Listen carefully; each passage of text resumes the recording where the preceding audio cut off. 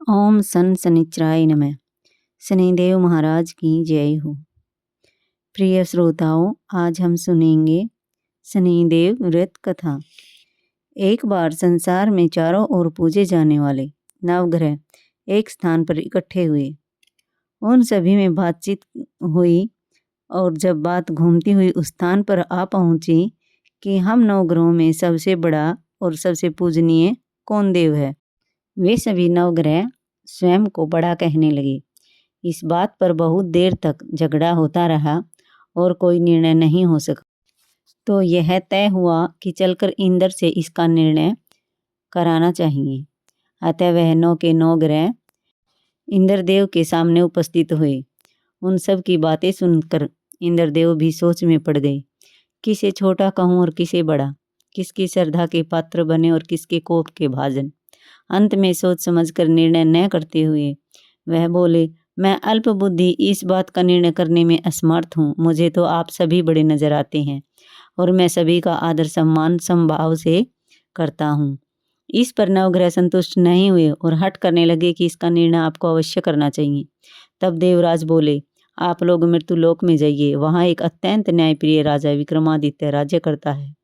आप उनके पास जाइए, वह अवश्य आपका कोई न कोई उचित निर्णय कर देगा। इंद्र से निराश होकर नवग्रह मृत्युलोक में जाने को तैयार हो गए। देवराज इंद्र ने जब उन्हें वहां जाते देखा तो प्रसन्न होकर चैन की सांस ली। इस धर्म संकट से निकलना उनके लिए सचमुच ही कितना दुष्कर था, पर अपनी चतुराई से अपने ऊपर आए संकट को राजा विक्रमादित्य पर टाल दिया। उज्जैन नगरी की उन दिनों सारे ही भारत में धाक थी।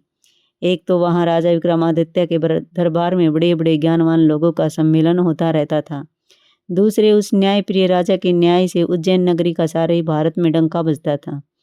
स्वर्ग में जब नवग्रहों का निर्णय न हो पाया तो वह अपने अपने विमानों पर आरूढ़ हो मृत्युलोक में आ पहुंचे। ठीक उस समय जब राजा विक्रमादित्य का दरबार ठसाठस भरा हुआ था। नवग्रहों को इकट्ठे देखकर विक्रमादित्य अपने सिंहासन से उठ खड़े हुए और सभी देवों को सम्मानपूर्वक आसन ग्रहण करने को कहा, किंतु राजा के इस सम्मान को किसी भी ग्रह देवता ने स्वीकार नहीं किया। तब विक्रमादित्य ने प्रश्नवाचक दृष्टि से उनकी ओर देखा तो बृहस्पति देव ने आगे बढ़कर दृढ़ स्वर में कहा, हे राजन, हम यहाँ पर तब तक आसन ग्रहण नहीं करेंगे जब तक कि आप हमारा निर्णय नहीं करेंगे कि हम लोगों में सबसे बड़ा कौन है। राजा अपने ऊपर आए इस धर्म संकट को देखकर पल भर तो घबरा गया, परंतु शीघ्र ही उसने स्वयं को संभाल लिया। उसने अपने मन में एक युक्ति सोच ली। दरबार में छोटे छोटे आसनों की एक पंक्ति प्रवेश द्वार तक चली गई थी। राजा ने उन लोगों से कहा कि आप यहाँ पर आसन ग्रहण कीजिए और मैं सोचकर अभी अपना निर्णय करता हूँ। यह कहकर राजा अपने सिंहासन पर बैठ गया। सिंहासन के निकट ही जो आसन पड़ा था उस पर भागकर बृहस्पति जा बैठे। उनके अगले आसन पर सूर्य देव जा बैठे। सूर्य के निकट ही चंद्रमा और फिर इसी क्रम में बुध, मंगल, राहु, केतु सभी ने अपना अपना आसन ग्रहण कर लिया। पंक्ति में 8वें थे भार्गव, किंतु उन्हें भी संतोष था कि उनके बाद शनिचर बैठेंगे, किंतु आसन प्रवेश द्वार के समीप होने के कारण और सबसे अंत में होने के कारण शनिदेव उस पर नहीं बैठे। राजा विक्रमादित्य ने सोचा था कि जो ग्रह उस अंतिम आसन पर बैठेगा वह उसी को विनय और दयाशील के आधार पर बड़ा कह देंगे, पर वहाँ तो बात ही दूसरी हो गई। शनिदेव बहुत ही क्रोधी और विकट स्वभाव के देवता हैं। जब वह नहीं बैठे तो 8 ग्रह खिलखिलाकर हंस पड़े। अपना इस प्रकार से अपमान होते देखकर शनिदेव की आंखें क्रोध से लाल हो गई और भ्रिकुटी तन गई। क्रोध से कांपते हुए बोले, राजन, मुझसे वैर लेकर तुमने अच्छा नहीं किया।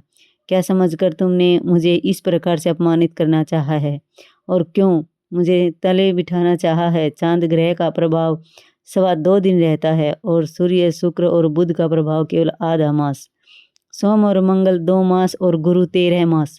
राहु और केतु 18 मास रहते हैं, जबकि मैं 7.5 वर्ष तक रहता हूँ। इसलिए हे राजन, अब तू सावधान हो जा।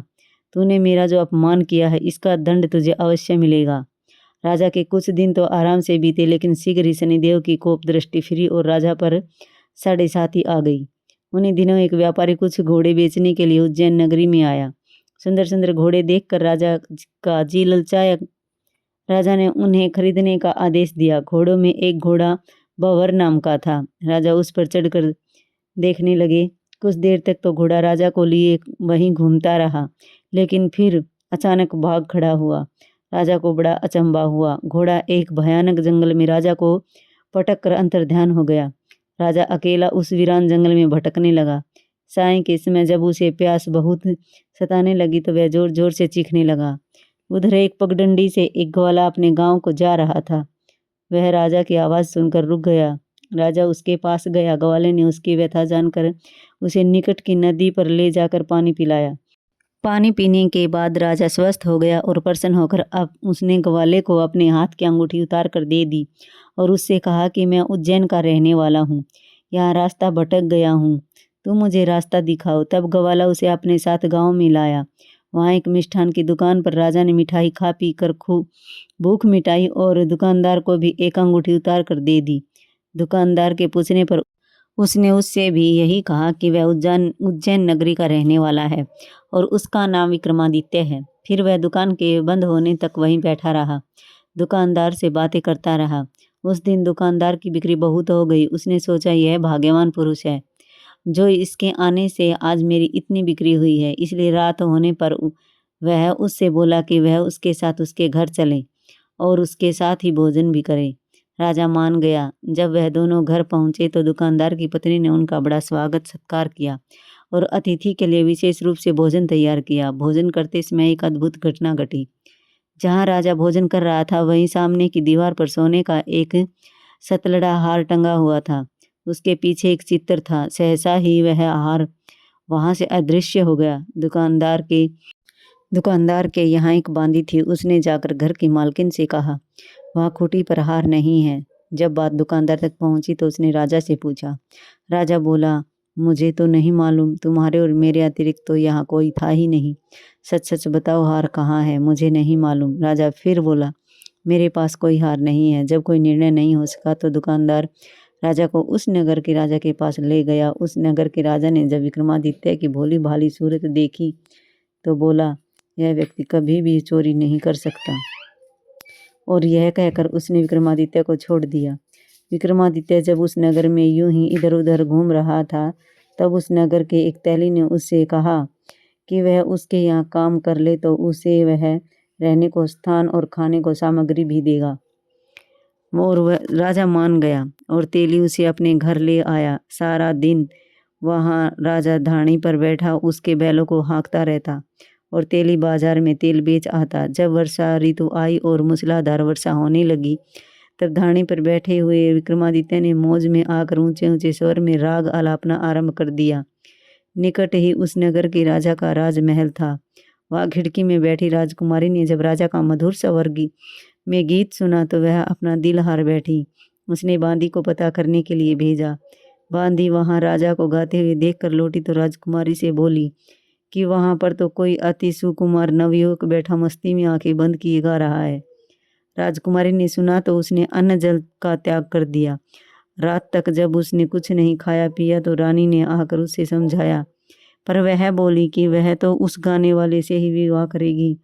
रानी ने जाकर राजा से कहा कि राजकुमारी एक तेली पर मोहित हो गई है और उससे ब्याह रचाना चाहती है। राजा ने सुना तो बहुत क्रोध किया।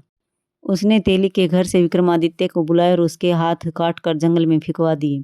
यह बात जब राजकुमारी को पता चली तो वह और भी अपनी बात पर दृढ़ हो गई।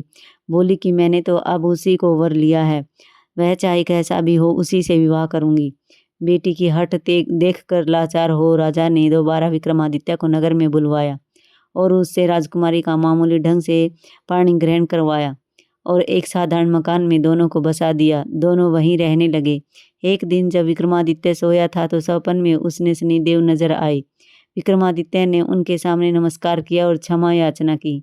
शनिदेव ने उसे आशीर्वाद दिया और बोले, अब तुम्हारी साढ़े साती खत्म हो गई है। राजा बोला, मुझसे जो गलती हुई उसके लिए मुझे क्षमा कर दीजिए। शनिदेव ने मुस्कुराकर उसे आशीर्वाद दिया और राजा के दोनों बाजू दोबारा निकल आए। राजा ने अपनी पत्नी राजकुमारी को रात को जगाया नहीं। वह रात को उसके गले में अपनी बाहें डालकर सो गया। सुबह राजकुमारी की आंख खुली तो उसने अपनी गर्दन में बाहें पड़ी देखी तो वह चौंक कर उस पर उठ बैठी, लेकिन शीघ्र ही विक्रमादित्य ने जाकर उसको सब बातों से अवगत करा दिया। जब वहाँ के राजा को यह बात मालूम हुई तो वह भागा भागा आया और उस अपंग को फिर से स्वस्थ देखकर चकित रह गया। उसने भी विक्रमादित्य से यही कहा कि यह सब शनिदेव की कृपा का फल है, और विक्रमादित्य ने अपना वास्तविक परिचय भी उस राजा को दिया और सारा किस्सा विस्तार से सुनाया। सुनते ही राजा विक्रमादित्य के चरणों में गिर गया और क्षमा याचना करने लगा। बस यह खबर शीघ्र ही सारे नगर में फैल गई। दुकानदार को जब यह खबर मिली तो वह भागा भागा आया और विक्रमादित्य के पांव पर लौटने लगा। विक्रमादित्य ने उसे उठाकर आसन पर बिठाया और कहा, तुम घर जाकर उसी खूंटी पर देखो, हार टंगा होगा।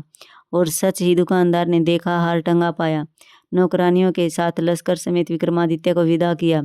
राजा विक्रमादित्य जब राजकुमारी को लेकर अपनी नगरी उज्जैन में लश्कर समेत पहुंचा तो उस नगरी में उत्साह छा गया। अपने राजमहल में प्रवेश करने से पूर्व विक्रमादित्य ने नवग्रहों की पूजा की और शनिदेव को सर्वोच्च स्थान दिया। साथ ही उसने नगर में ढिंडोरा पिटवा दिया कि शनिदेव मनोवांछित फलों को देने वाले हैं और सभी नवग्रहों में सर्वोच्च स्थान रखते हैं। इस प्रकार शनिदेव को मानकर विक्रमादित्य ने अपने राज्य यश और कीर्ति को प्राप्त कर लिया। बोलो शनिदेव महाराज की जय हो। बोलो श्री नवग्रहों की जय हो। दोहा। जैसी सुनी तैसी कहीं, इसमें झूठ न साच।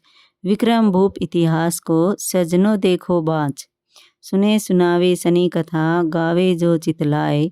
सत्य वचन है संत का, वाको संकट जाए। तो बोलिए शनिदेव महाराज की जय हो। प्रिय श्रोताओं, शनिदेव कथा यहीं पर समाप्त होती है। अगर वीडियो अच्छी लगे तो लाइक करें, शेयर करें और कमेंट में शनिदेव महाराज की जय हो जरूर लिखें।